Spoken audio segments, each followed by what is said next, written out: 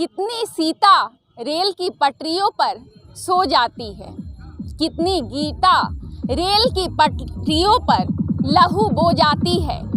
कौन गिरी मीनारों से, कौन गिनेगा इनकी संख्या रोज रंगे अखबारों में। नमस्कार, लाइव इंडियन गार्ड से मैं केतकी। आप देख सकते हैं, माहौल देखकर कुछ आपको पता चल रहा होगा कि लाइव इंडियन गार्ड की टीम है कहाँ। जी हाँ, लाइव इंडियन गार्ड की टीम एक बहुत बड़े मैदान में है जिसे धनबाद के लोग गोल्फ ग्राउंड कहते हैं। आपको कुछ और विजुअल्स दिखाना चाहूँगी। मैं चाहूँगी मल्लिका आपको दिखाए। हम इस वक्त मौजूद हैं उस ग्राउंड में और यहाँ आयोजित होने वाला है सर्वधर्म सामूहिक विवाह। जब भी विवाह की बात आती है तो चेहरे पर खुशी आती है और यहाँ तो एक नहीं 121 जोड़ों की शादी होनी है कल। और आज मेहंदी का वातावरण है, मेहंदी और संगीत का आयोजन किया गया है। आइए इसी अवसर पर बात करते हैं। एक आयोजनकर्ता हमारे साथ हैं और उनसे अनुभव जानते हैं, तैयारियों के बारे में उनसे पूछते हैं। नमस्कार सर। नमस्कार। पहले अपना परिचय बताएं। मैं सोमनाथ प्रूथी, समाज सेवी। अच्छा। मैं इनके साथ शुरू से जुड़ा हुआ हूँ, अप्रत्यक्ष रूप से, प्रत्यक्ष रूप से तो नहीं, अप्रत्यक्ष रूप से। अच्छा सर, तो कितने सालों से आप इनके साथ जुड़े हुए हैं? मैं 2014 से ही जुड़ा हूँ, जब से ये शुरू हुआ है। 14 से? जी मैडम। तो शुरुआत से अभी तक की जर्नी कैसी रही समिति के लिए? मैं तो ये जितने आयोजक हैं, चाहे प्रदीप सिंह हो, उनकी मिसेज हो, या पूरी की पूरी टीम, इसमें किसी को भी हम अलग से नहीं गिने। जिस मतलब दिल से ये लोग इस चीज़ पे लगे हुए हैं और शायद इसकी तैयारी में 2 महीने लग जाते हैं। मैंने अपने बेटे की शादी की तो मुझे पता लगता है कि शादी करने में कितना वक्त और कितना समय और कितना चीज़ लगती है, पैसा लगता है। और ये तो 14 से दूसरे बच्चों की शादियां कराते आ रहे हैं। ये कितनी बड़ी बात है, इसी से ही समझ आ जाती है कि जो आदमी एक अपनी शादी करता है तो उसको पता लगता है, तो ये तो जो ऐसे कन्याओं की करा रही है जो किन्हीं के भी गरीब आदमी के कन्याओं से करा रही है, ये बहुत बड़ी बात है। सर, मैंने सुना जो एक और आयोजनकर्ता से भी बात हो रही थी हमारी, उन्होंने कहा कि ये शादी जो है वो दहेज नहीं लेने वाली सिस्टम को प्रमोट करती है। आपकी क्या राय है? ये बिल्कुल सही है। इससे जो अभी आप बता रहे थे, इससे ये जो चीज़ें हैं जो बालिका बढ़ाओ बालिका पढ़ाओ में, इसमें एक ये भी चीज़ ऐड होनी चाहिए। लास्ट ईयर मेरे बेटे की शादी थी, मैं दिल्ली में कर पाया। यहाँ होती तो शायद मैं उनकी अब एक बच्चे की शादी यहाँ कराता, तो मैंने पूरी एक बच्चे की शादी कराई थी। और अगर नेक्स्ट मेरी बेटी की शादी होगी तो मैं 2 बच्चियों की शादी कराऊंगा अपनी तरफ से।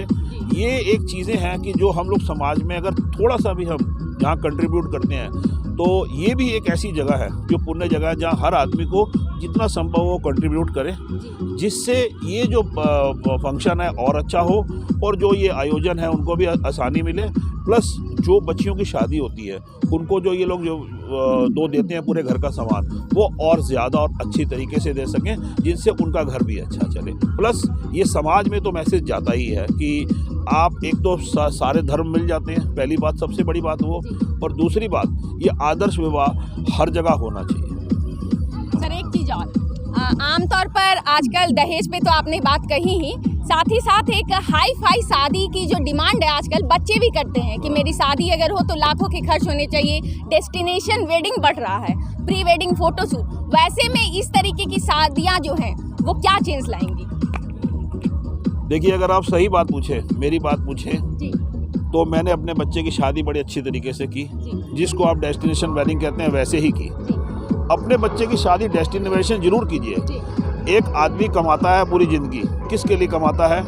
अपने घर के लिए, परिवार के लिए और मकान के लिए। तो ये ज़रूर कीजिए, बट जितना वहाँ करते हैं उसी हिसाब से पुण्य भी कीजिए, जिससे कि जिनको ज़रूरत है, जिनकी ज़रूरत है, वो ज़रूरत मतलब हम लोग अगर दे सकते हैं तो जो जिनको घर में ज़रूरत है, जिनके घर में पैसा नहीं है या कुछ ये इस तबके के लोग हैं, उनको भी ये सहूलियत मिले और उनकी शादी अच्छे तरीके से हो। मैं इस डेस्टिनेशन वेडिंग या अच्छी बड़ी शादी के खिलाफ नहीं हूँ, क्योंकि जितनी बड़ी शादी जो करते हैं उसके पीछे जो सारे लोग लगे हुए हैं वो भी एम्प्लॉयमेंट के हकदार हैं।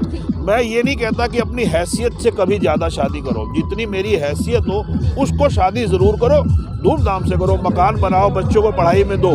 बट अगर आप सक्षम हैं तो दान करो, और ऐसे में भी दान करो जिसमें करना है। धन्यवाद सर बात करने के लिए। आप सुन रहे थे, आज आज भी हमारा भारत काफ़ी डेवलप हो चुका है। कहते हैं कि अर्थव्यवस्था हर दिन नई ऊंचाइयां छू रही है, परंतु आज भी जब डॉक्टर बाहर निकलती है डिलीवरी वाले रूम से तो माँ बाप जो बाहर वेट कर रहे होते हैं, माँ तो अंदर होती है, बाप और घर परिवार के लोग वो यही पूछते हैं बेटी हुआ है या बेटा। आज भी ये सोचा जाता है कि बेटा हुआ है मतलब मुस्कुराहट होनी चाहिए। बहुत से एडवांस लोग भी हैं, बहुत से ऐसे आजकल पिता हैं, युवा पिता, जो बेटी को पसंद करते हैं। उन्हें लगता है कि नहीं मुझे बेटी होगी तो अच्छा होगा।